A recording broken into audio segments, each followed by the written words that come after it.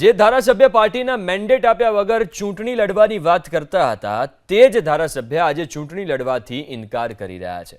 ખેડા જિલ્લા દૂધ ઉત્પાદક સહકારી સંઘની ચૂંટણીમાં ઉમરેઠના ભાજપના ધારાસભ્ય ગોવિંદ પરમારે આણંદ બ્લોકમાંથી દાવેદારી કરવાની જાહેરાત કરી હતી। જો કે મંગળવારે આણંદ બેઠક પરથી કાંતિ સોઢા પરમારનું નામ જાહેર થતા આખરે ઘીના ઠામમાં ઘી ઠર્યું અને ધારાસભ્ય ગોવિંદ પરમારે ચૂંટણી લડવાનો ઇનકાર કરી દીધો।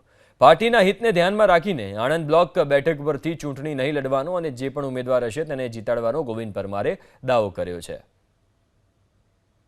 પણ આજના સંજોગોમાં અમૂલ ડેરીની અંદર જે ભ્રષ્ટાચાર ચાલે છે એ ભ્રષ્ટાચારને દૂર કરવા માટે હું ફરી આ ચૂંટણી લડવા જઈ રહ્યો છું। અમારી પાર્ટી પ્રમુખ સી આર પાટીલ સાહેબને પણ મળવા ગયો હતો। સાહેબને મેં વાત કરી કે સાહેબ 15 વર્ષથી જૂનો કાર્યકર છું અને આપે ભાજપના જે સંસદ સભ્યના હોદ્દેદારો હોય તે ચૂંટણી ના લડી શકે એવું પાર્ટી નક્કી કર્યું છે। પણ મેં એવું કીધું એમને કે સાહેબ મારે છેલ્લા વખત અમૂલ ડેરી લડવી છે તો મને આપેલા મેન્ડેટ આપો।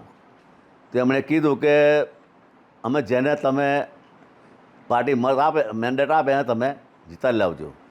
પણ મેં એમ કીધું ભાઈ જે હાલનો ઉમેદવાર છે એ અગાઉ કોંગ્રેસમાંથી આ 2.5 વર્ષ જ થયો છે અને એ 2.5 વર્ષ દરમિયાન જે કમ્પાઉન્ડ કર્યું છે લોકોની પાસે ગરીબો પાસે 30-30 લાખ રૂપિયા નોકરીઓ માટે ઉઘરાવવામાં આવ્યા છે। અંદર પણ કેટલાક કોન્ટ્રાક્ટરો ભાગીદારો ચાલતા હોય ત્યારે આ બધી દૂર કરવા માટે અમારા ખેડૂત ભાઈઓ અને અમારા પશુપાલકોએ નક્કી કર્યું છે કે સારા માણસોની અંદર જરૂર છે। એટલે મને સાથ સહકાર મળી રહ્યો છે અને નક્કી ચોક્કસ 100% જીત મારી છે અને છે જ। એટલે આ લોકોના સહકારથી હું ફરી અમૂલ ડેરીની અંદર તારીખ 28ના રોજ ફોર્મ ભરવાનો છું અને બધાને મને સહકાર મળી રહ્યો છે। પાર્ટીની શિસ્તમાં રહીને કામ કરવાનું છે એટલે મેં નિર્ણય લીધો છે કે મારે અમૂલ ડેરીની ચૂંટણી લડવી નથી। સાથે સાથે અમારે ચૂંટણી ઇન્ચાર્જ અજયભાઈ બ્રહ્મભટ્ટ પણ મારી સાથે બેઠા છે અને મારા દીકરા સામાન છે એટલે આ ચૂંટણી હું લડવાનો નથી।